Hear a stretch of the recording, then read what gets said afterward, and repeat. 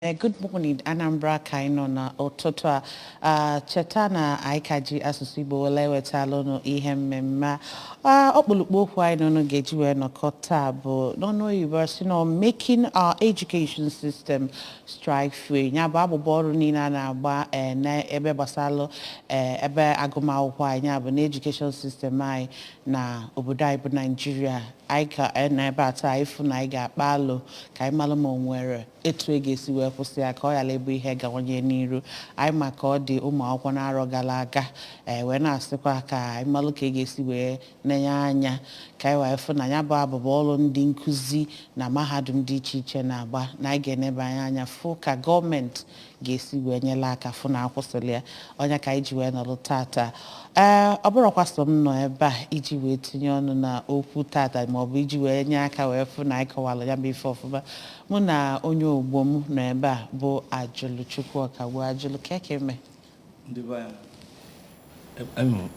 Adịmma dalụrịde arụdị ọ dị mma na-atụfughị oge ọbụla ka anyị gwazi unu onye anyị na-anọ tata ga-enyela anyị aka na ya bụ isiokwu anyị na-enebanye anya afịa bụ Comrade Boni Ọzọnkwakụ bụ President General Emeritus Enugu Ukwu Community Development Union bụkwa National Liaison Officer Anambra State Association of Town Unions ASATU for Anambra Central Senatorial Zone and also Secretary, Senior Staff Association of Nigerian University, SANU Unizik Branch. Aina sege dalo rinne.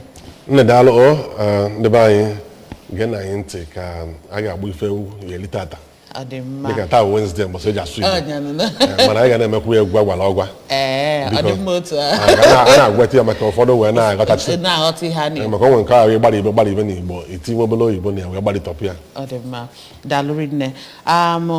Ya bụ Comrade Boni Ọzọnkwakụ o nwetagokwa ihe nlite dị iche iche. Ya bụ nke anyị na-akpọ awards dị iche iche olitelu.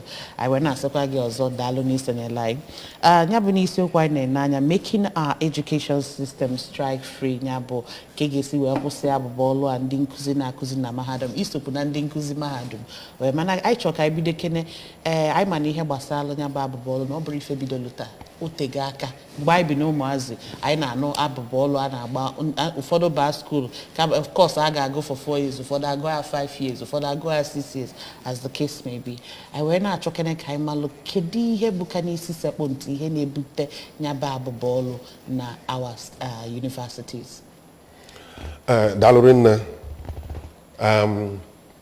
ka anyị bidogodi na dịka isi wee kwu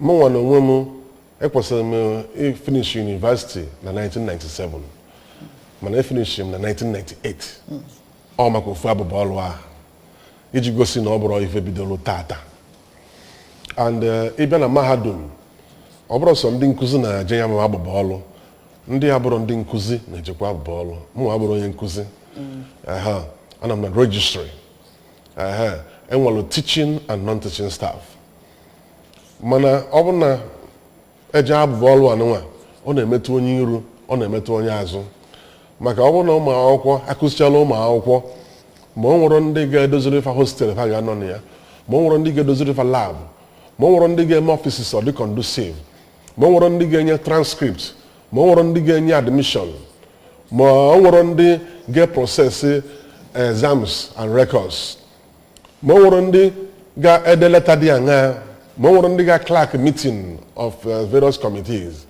ịma na ya ife nwere isi onye ka o ji adị mkpa mgbe ọ bụla agbara abụba ọlụ anụnwa ka gọọmenti neba isiokwu ahụ anya emetụrụ nwa ogwugwu eke emetụrụ nwa nọsike eme ife nke ndị nkụzi na-ayọ na umbrella body of ASUU emekwa nke ndị non-teaching staff na-ayọ na umbrella body of SANU Senior Staff Association of Nigerian Universities ma ọkwa NASU National Association of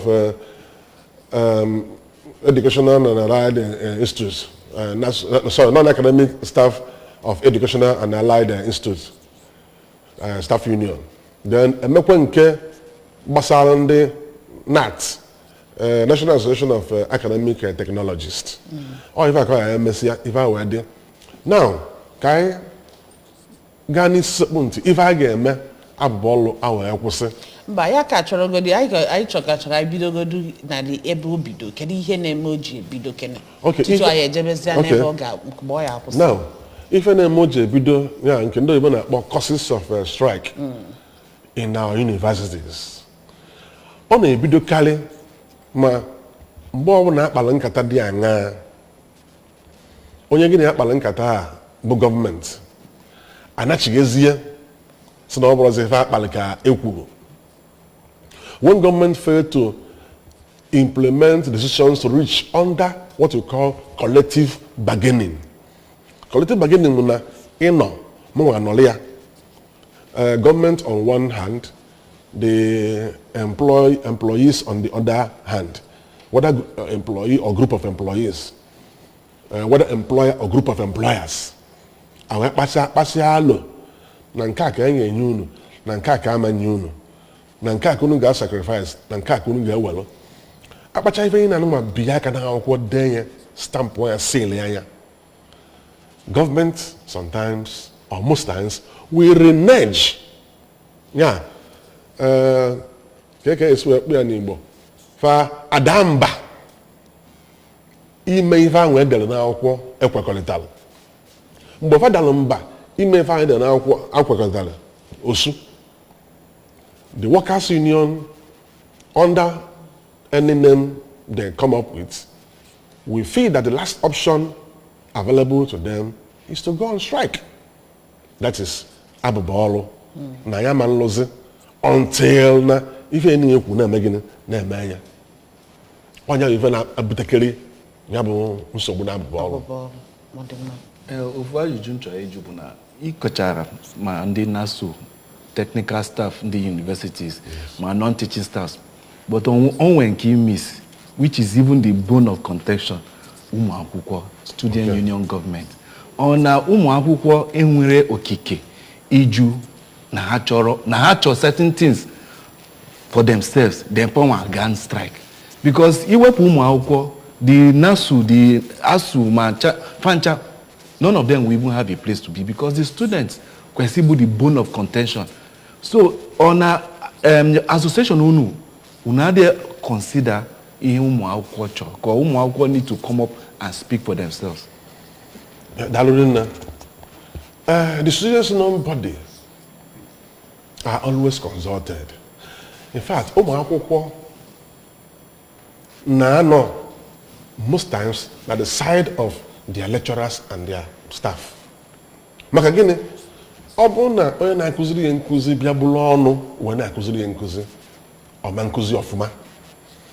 Ọ bụrụ na onye na-enyere ya aka n'ọdụ administrative duties bụ ọnụ wee na-eme ya ọma ọfụma. That is why ụmụ akwụkwọ mgbe ụfọdụ under the aegis of NANS ị na-afụ na fada na-eje na-eme demonstration na-agwa gọọmenti unu mara ife ekwu mee gịnị mee na ya maka ọ na-ewutefa. And maka ụmụ akwụkwọ ahụ just like you said ọ bụrụ na university. If there are no students' university, there cannot be any of these unions. The existence of students' university is what adds to my pocket every month. Therefore, I must consider these students in whatever I'm doing. All other consideration of these students here and whatever I'm doing, but I'll even though the government ndị ọrụ na ndị nkụzi anachighị azụ maka interest of ụmụ akwụkwọ na parents. Some of us are parents now. I want our children and was in this same higher institution. So, ka onye nke m nọ n'ụlọ na-eli ji, na-eli ede, na-eli rice n'isi m ka ọ dị. And anọkara nọ na akpaba ụmụ agwa dị anya. So, the lecturers, the workers' union under different ages are not isolated from this general problem. I ain't changing in the field. I don't make ya, batalo, IGML, MSC, as Makoma Ankwo and the parents. Of course, one of if I advocate, let our children stop going out. The public service, no public office holder should have his children or was studying abroad. Maka I want to find channel in Nigeria. Function na strike ya ahụ function n'ife a na-agụ akwụkwọ ebe a na-ekwuzi okwu strike gọọmenti ege ntị the minister ga-ama na nwa ya nọ na UNN the director general ga-ama na nwa ya nọ na UNIZIK na ha ncha anata n'ụlọ n'ebe nsogbu. But when public officers are allowed to send their children abroad, you know, because they can afford it, then obuzalo mo na nabo gana na ta afia. So if I can we haven't got to solution. This is one of the solutions. Ọ dị mma na ị ka na-ekwu ebe gbasara ụmụ akwụkwọ.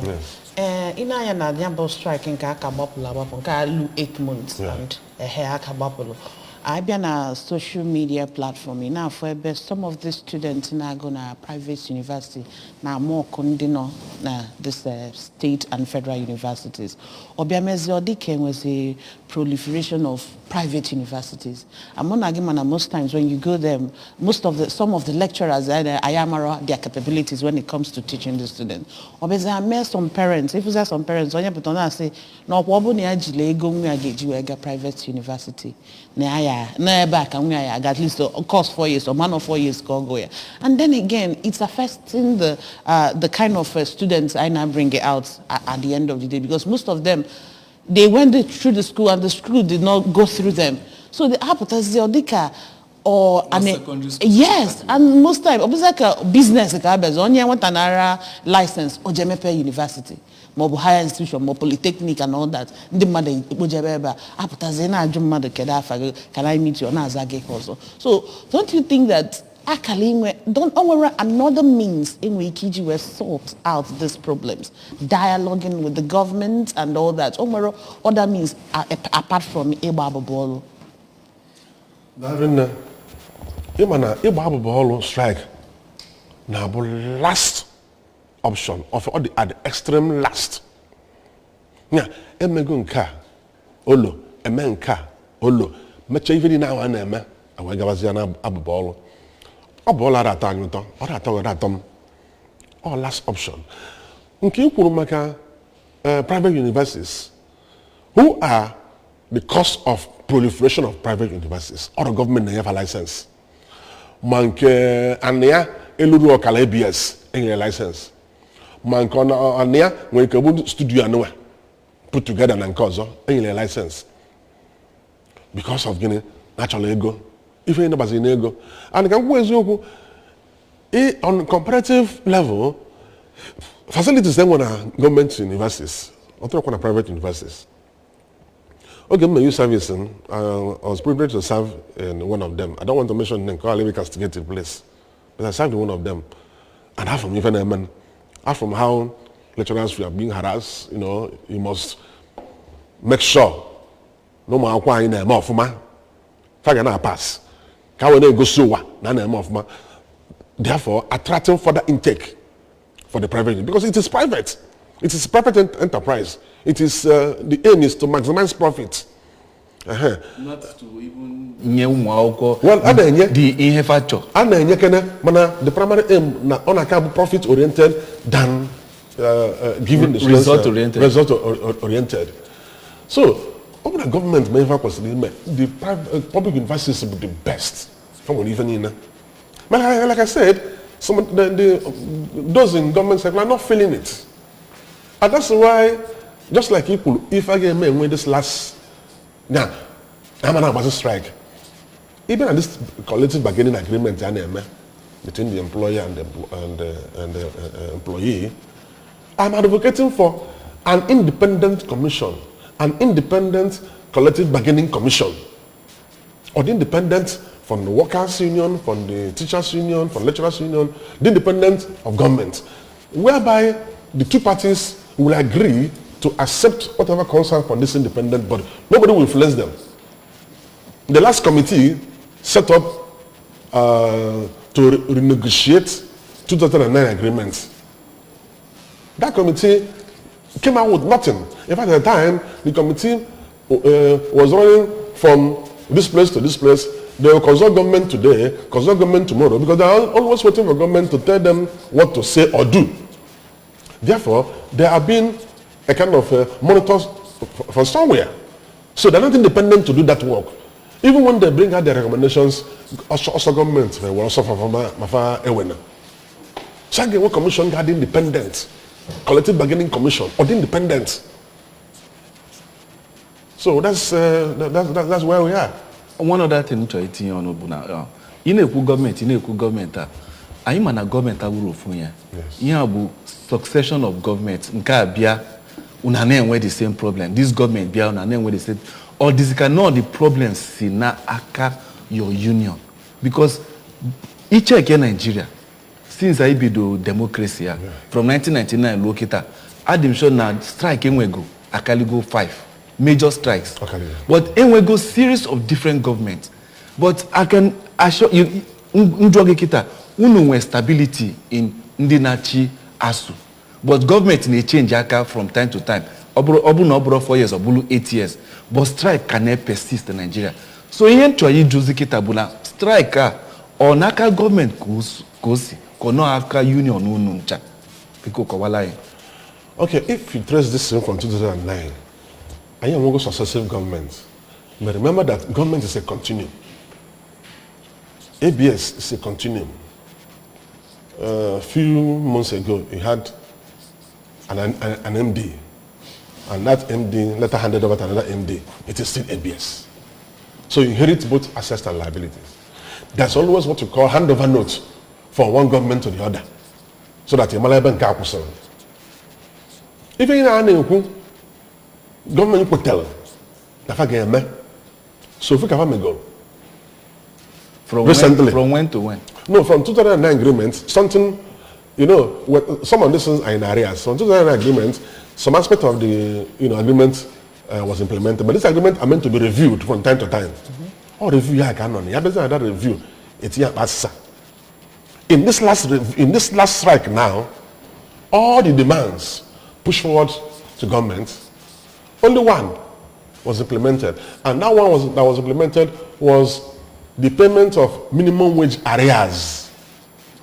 Even that payment did not cut across the entire universities.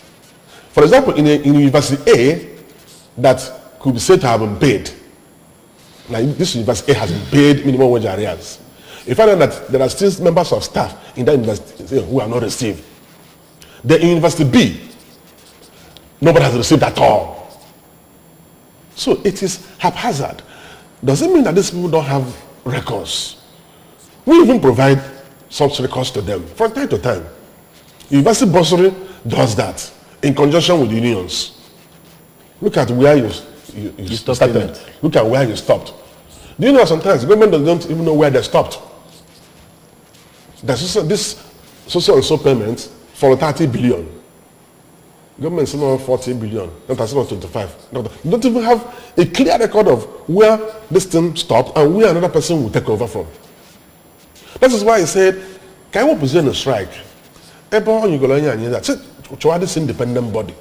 The independent body in the can they constitute here? Or it has to be a tripartite arrangement. You know, government, the university-based unions, and the other stakeholders. Let's come together. We come together and reason. Then, if it's constituted, it will be backed by law. And you think that it will solve the problem? Because we are talking about the government. Government is adequately involved. So don't you think that in the adequately involved, we still report back to the same government? Because it is independent now. And you know, when something is independent, you are meant to run your affairs, you have your budget, you have all these things that make it to be independent. Okay. And that's what we are doing. Because some of these other ones that had existed in the past were not fully independent. Okay, then again, this is one of the steps of how to stop the strike in our universities. But and then areas of minimum wage and so many things. Then government, just like you explained, the government will continue. They will read the handover note and see everything for themselves. And probably the things right here. They will continue from where the previous government stopped. Then my question is, apart from this solution that this one that you just mentioned now, can't the union in different universities and the federal universities come up with a scheme or idea of how to be making money for themselves. I'm just saying, because these private universities, make money for themselves and then see how they can, offset some of these bills. And it seems our government is not forthcoming with solutions. Budget, figure allocated to education, to this sector, or value education in our country. You see, why do we run public system of education? We are not running public system of education for the rich. We are running it for all. Now, I don't want a situation whereby we push government or we push the union to yield to some of the things government have been suggesting. And what is one of them? Increase in tuition. If the tuition is increased in the style the government wants it to be done, then some of these public universities will look like private universities. Beyond the affordability of you and I. Rather, government should develop our university system in such a way that even foreign students can come in here. In advanced, in the Western, universities, they make most of their money from foreign students. Okay. To the extent that their citizens are almost enjoying a free, education. We go to Ghana here. We go to other neighboring countries and pump in money there. Why can't we develop our own in such a way that they will also come and pump in money in our system and reduce the stress on our own children and wards, so they pay little tuition? So if we play into government's trap and this thing is jacked up, yes, it will be jacked up. Will that jacking up of fees also affect the lecturers and the other workers' union pockets? Or will it still go the same way if a government say, or go the same way? So we're not going to yield to that. Rather, we'll keep on pushing. Like I said, a Ghana budget education, I can learn the standard, the UN standard. So government be good, the parliament of then the university-based union will take it up from there. Just like I told you, everybody we are tired of strike. It doesn't pay anybody any good. It doesn't pay the students any good. It doesn't pay the lecturers any good. It doesn't pay the non-teaching staff any good. Recently, the minister of was Labour Minister, Chris Ingia. He has set up a committee to look at the remote and the immediate causes of strike in universities. My union was invited, and I believe other unions were also invited. They will start a meeting soon. And in that meeting, everybody will come. Let's iron it out. We must sit down and round the table and talk. This country and its educational system belong to all of us. Well, in that meeting with Honorable Minister Ngige, because I believe that every person occupying federal establishment now we are more word they are questioning on Nigeria. Because because at least when we go see Bayania, this strike will now begin to have let's say future end. Secondly, in this committee, Nina, do you people have a union where parents of this university wards and students can even have a say? Because at the end of it all nisi parents no more school nisi parents, because parents will need to fund them now strike the same thing. So on where is there a way you guys carry parents along? Yes, there used to be education summits from time to time. Okay. And this education summit, the Parents Teachers Association, then the Parents Association, teaching institutions, and other allied institutions are usually invited. So it's not a situation whereby parents are, left alone. No. And their input matters a lot because they are the ones, paying the school fees of these wars. They are the ones that these children will come back to their house to disturb. I know what happened to me when I was in university. In those few months of strike, it was violence. It was violence for my parents because these are all of them are so all of even in our costly. Just that I didn't get an admission in my first sitting, and I know what happened when I was in home for 1 year. 1 year to write another jump. Even on the cover and I course, if we could be here then, about the kind of mentality I will can these present children well. So some of them can do a lot of excess things in trying to show their grievances. That is why parents are always involved. Because the reason I remember when I was in school, my parents. There was a case where they increased tuition fee. My father he went into his drawer, brought out receipt for last semester. He said, no, what is this amount you're telling me? He said, no incrementing. And he had to send somebody to school to verify. Yeah. So that some students could be mischievous.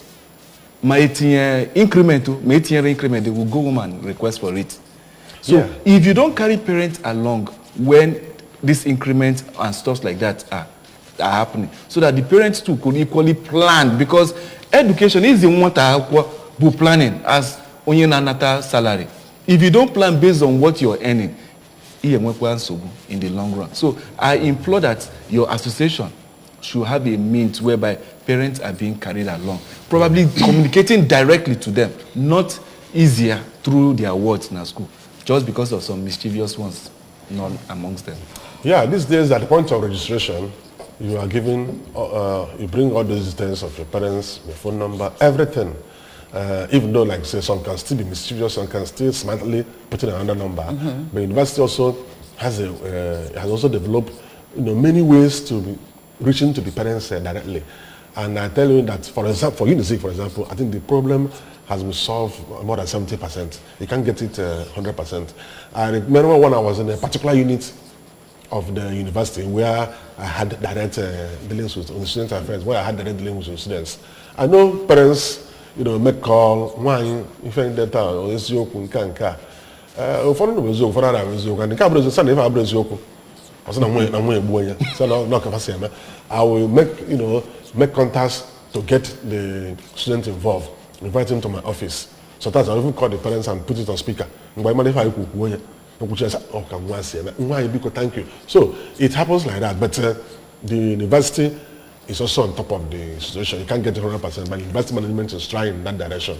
Okay. All right. We need to form that independent body that will monitor the activities in higher institutions in Nigeria. You made mention of 3 people. It's in a couple a tripartite stuff. The members of the unions, the government, and some stakeholders. Yes. Now, my question, but can you hear all of those stakeholders in that particular body? Because in stakeholders we might be talking about, some of them are academia, academy, but then what will be their input now that particular committee? One of the stakeholders in the education industry. One day, former vice chancellors, some former ministers, some renowned writers, some former educationists. There are plenty in the country. Okay. So you have a independent collective bargaining commission, because they want to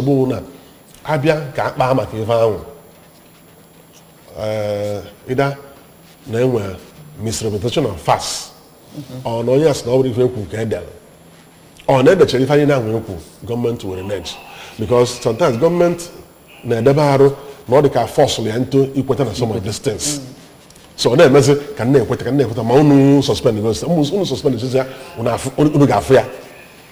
And again, government should not always wait until there is a threat of strike before they start calling workers for negotiation. Governments should even on their own from time to time. About India, even when there are no strike issues on ground. And even 5 years ago or 4 years ago, what one could go do behind the Kaiba? You must not always wait. So this independent collective bargaining commission should take care of all these things, and the people should ascribe and now decisions of this independent body in terms of the worker, in terms of the employer-employee relationship should be respected. Okay.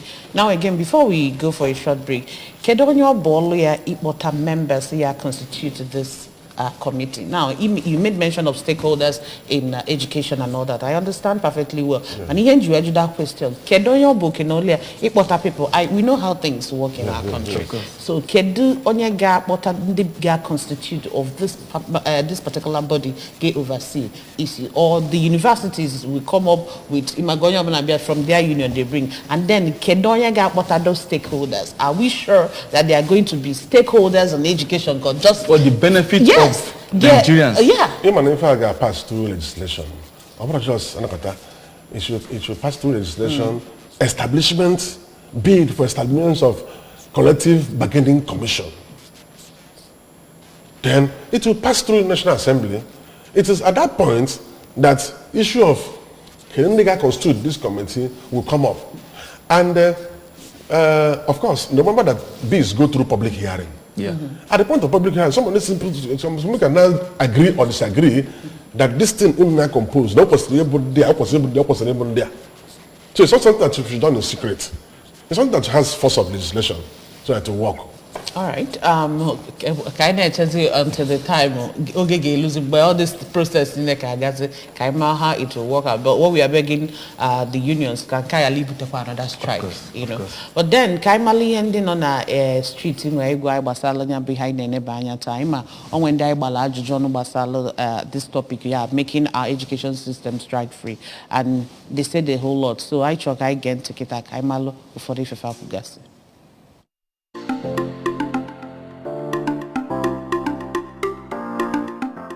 I think there will be both positive and negative implications. On the first part, the reason for the strike is, to an extent, it's a genuine one. Because I think because of the anticipated strike is because of the issue of lack of currency circulation in the country. But on the other hand, the economy is already bad. The strike will even make it worse. So, in my own opinion, I think number one is that it will grind almost everything to a halt, because the strike will be by NLC and TUC, Trade Union Congress. So every aspect of the economy will be affected. Markets will not open, the filling station will not open, so there will be no fuel. This will make the already bad situation worse. In as much as there are some positive gains from the cashless policy, but making money available to the common man on the street is a good thing to do. The negative effect is that there will be high increase of crime rates. Crime rates will definitely increase. Then people will lose faith in Nigerian government. Most citizens will tend to move away from this country. If you go to immigration offices, you will see how the place is bubbling with people trying to get their passports. And anybody that's trying to get a passport is trying to leave the country. It wasn't the whole situation. Due to what we are passing through in Nigeria, the economy is not good. And the strike wasn't it. Like, students will be like finding it difficult to, some will even involve themselves in maybe one criminal affair or the other. So everything will just, as in everywhere, will be messed up. So I will not advise for another strike due to what we are passing through already. So if there is any remedy to stop this strike, or maybe to avoid the strike, the government should accord to what the citizens are saying. Strike is not something that you always occur in a country. 3-4 months ago, we went on strike that lasted for about 6-7 months. It held us down for weeks. Some are meant to graduate but didn't graduate. Always affects the economy, always affect the timing, always affect everything that you've planned for. Because as a student, you have your set out dates, time you need to graduate, years you need to stay in school.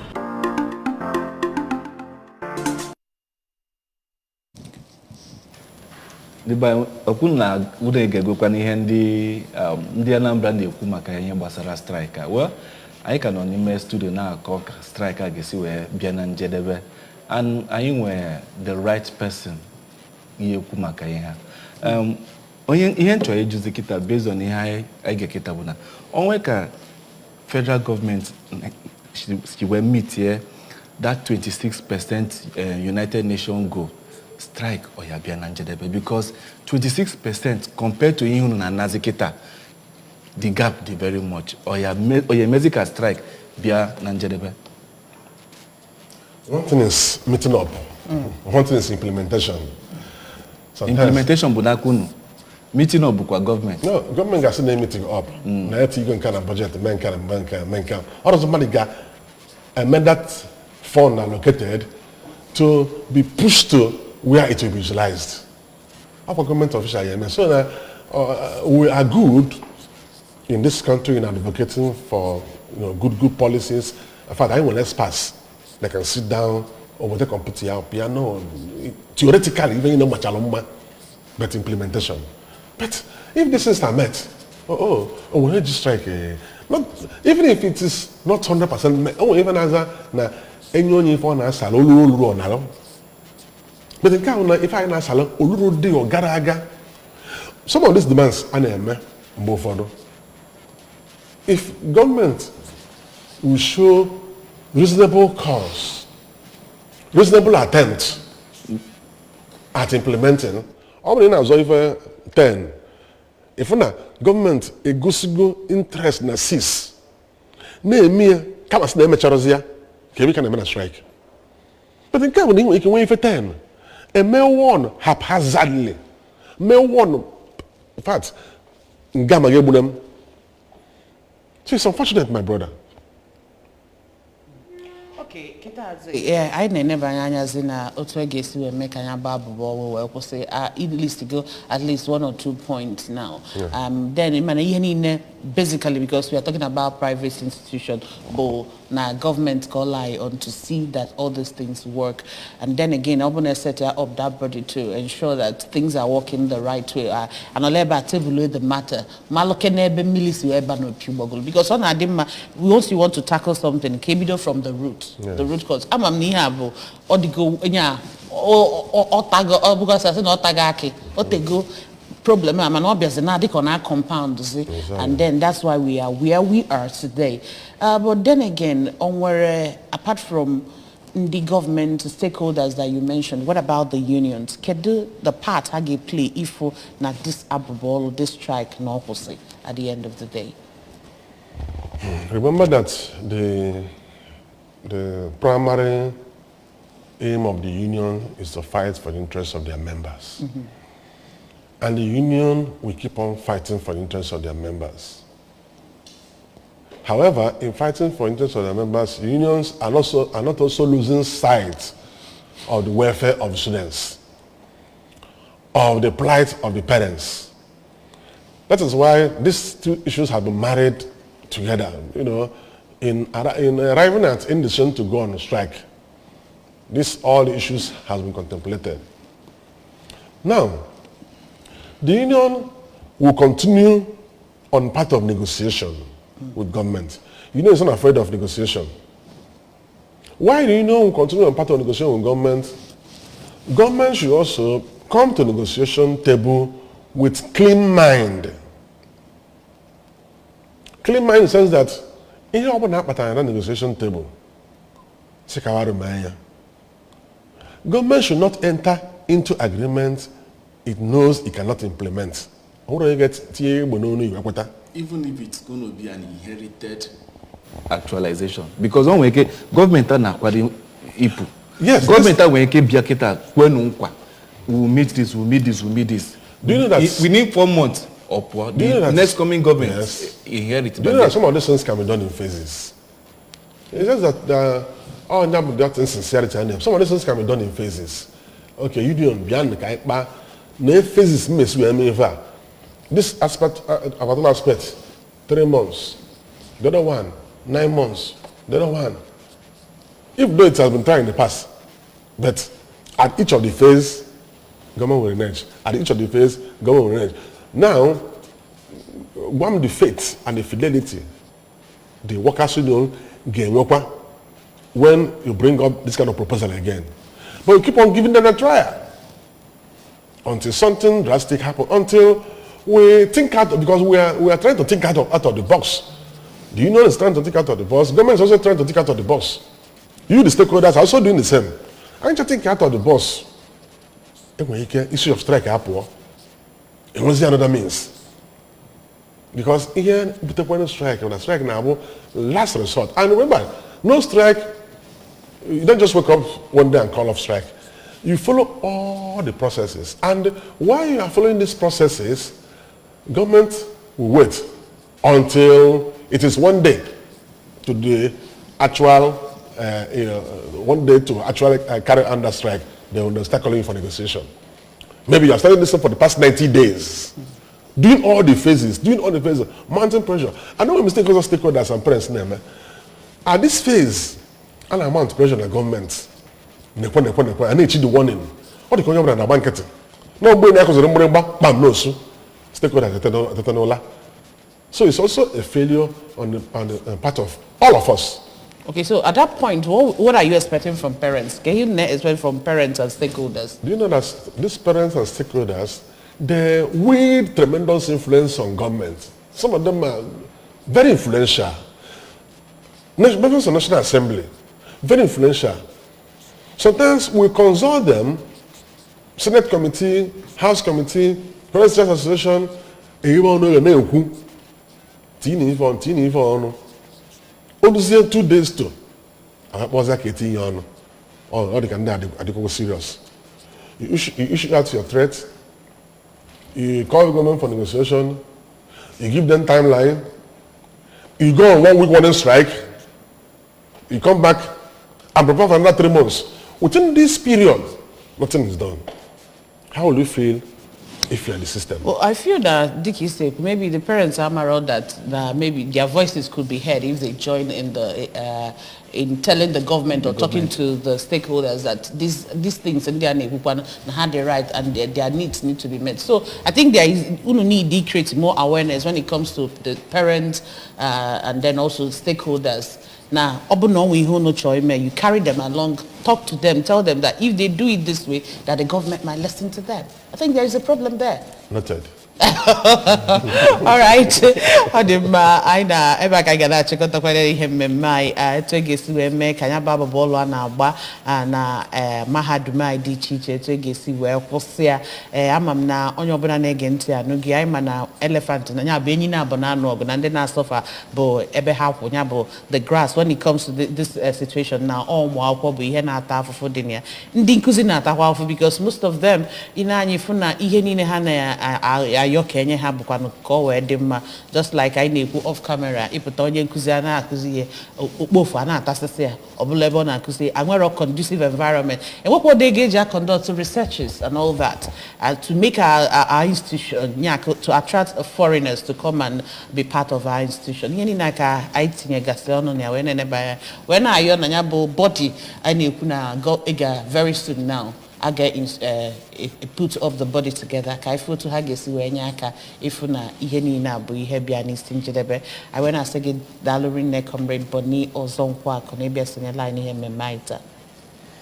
Down in the bay anyị kwa 1 million ọgbọ ofofo. I will need your input. I will add it to the one we have. I will move forward. Let all hands be on deck to ensure that there is stability in the educational system, particularly for the incoming administration. Muabu Ajutuko Kabune Kuna Imana Nicho is teaching in Nigeria, making sure that Mwagi Nona Nigerian University. Mwagi Nona Nigerian University, or you make sure that Giwa Imana waste Makayan was a strike. otu akọrọ m n'ọnụ daalụ n'ụdị banyị. Ọ dị mma daalụ na n'ebe anyị read na n'isonye lai ebe a ka anyị na-eweta n'isi njedebe ya bụ ihe mmemme anyị. Good morning Anambra, tata bụ Wednesday, echi bụkwa ụbọchị ọzọ anyị n'ọnụ ga-anọkọ. Kemesian.